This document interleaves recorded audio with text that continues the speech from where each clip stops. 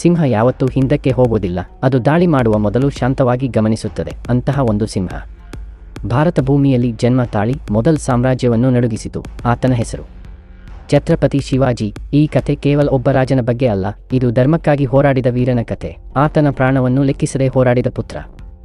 ಮರಾಠ ಗರ್ವ ಸಂಭಾಜಿ ಮಹಾರಾಜ್. ಛತ್ರಪತಿ ಶಿವಾಜಿ ಮಹಾರಾಜ್ ಮತ್ತು ಸಂಭಾಜಿ ಮಹಾರಾಜ್ ಅವರ ಜೀವನ ಚರಿತ್ರೆ. ಕನ್ನಡದಲ್ಲಿ ಮೊಘಲ್ ಸೇನೆಗಳೊಂದಿಗೆ ಲೋಹದ ಹೋರಾಟ ನಡೆಸಿ ಅವರನ್ನು ಯುದ್ಧಭೂಮಿಯಿಂದ ಓಡಾಡಿದ ಅಪರೂಪದ ವೀರರಲ್ಲಿ ಒಂದಾಗಿ ಮರಾಠ ಸಾಮ್ರಾಜ್ಯದ ಶಕ್ತಿಶಾಲಿ ನಾಯಕರಾಗಿದ್ದವರು ಛತ್ರಪತಿ ಶಿವಾಜಿ.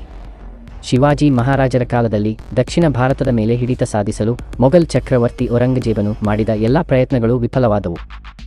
ಶಿವಾಜಿಯ ಮಹಾನ್ ಶೌರ್ಯ ಮತ್ತು ತಂತ್ರಜ್ಞಾನವನ್ನು ಅರಿಯಲು ಮೊಘಲ್ ಸಾಮ್ರಾಜ್ಯವು ಅವರೊಂದಿಗೆ ಒಪ್ಪಂದಕ್ಕೆ ಬಂದಿತ್ತು ಎಂಬುದು ಸಾಕ್ಷಿ. ಶಿವಾಜಿಯ ಅಕಾಲಿಕ ನಿಧನದ ಬಳಿಕ ಅವರ ಪುತ್ರ ಸಂಭಾಜಿ ಅಧಿಕಾರವನ್ನು ವಹಿಸಿಕೊಂಡರು.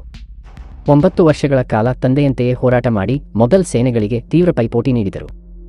ಮರಾಠ ಸಾಮ್ರಾಜ್ಯದ 2ನೇ ರಾಜನಾಗಿದ್ದ ಸಂಭಾಜಿಯ ಜೀವನಗಾಥೆಯನ್ನು ಆಧರಿಸಿ ತೆರೆಗೆ ಬಂದ ಛಾವಾ ಚಿತ್ರವು ಬಾಕ್ಸ್ ಆಫೀಸ್ನಲ್ಲಿ ಸಂಚಲನ ಮೂಡಿಸಿದೆ. ನಟ ವಿಕ್ಕಿ ಕೌಶಲ್ ಅವರು ಸಂಭಾಜಿಯ ಪಾತ್ರಕ್ಕೆ ಜೀವ ತುಂಬಿದ್ದಾರೆ. ನಿರ್ದೇಶಕ ಲಕ್ಷ್ಮಣ್ ಉಟೇಕರ್ ಅವರ ಕಥಾನಾಯಕನಾಗಿ ಈ ಚಿತ್ರ ಹೃದಯಸ್ಪರ್ಶಿಯಾಗಿ ಮೂಡಿಬಂದಿದೆ. ಸಾಮಾಜಿಕ ಮಾಧ್ಯಮಗಳಲ್ಲಿ ಈ ಚಿತ್ರಕ್ಕೆ ಅಪಾರ ಪ್ರಶಂಸೆಗಳು ವ್ಯಕ್ತವಾಗುತ್ತಿವೆ. ಹಿಂದೂ ಸಾಮ್ರಾಜ್ಯ ನಿರ್ಮಾಣವೇ ತಮ್ಮ ಗುರಿಯೆಂದು ಘೋಷಿಸಿದ್ದ ಶಿವಾಜಿ ಮಹಾರಾಜರು ಮೊಘಲ್ ಚಕ್ರವರ್ತಿ ಔರಂಗಜೇಬನಿಗೆ ನಿದ್ರೆ ಕಳೆದುಹೋಗುವಂತೆ ಮಾಡಿದರು. ಅವರ ಗೆರಿಲ್ಲಾ ಯುದ್ಧ ತಂತ್ರಗಳಿಂದ ಮೊಘಲ್ ಸೇನೆಗಳು ಹೀನಾಯ ಸೋಲನುಭವಿಸಿದವು.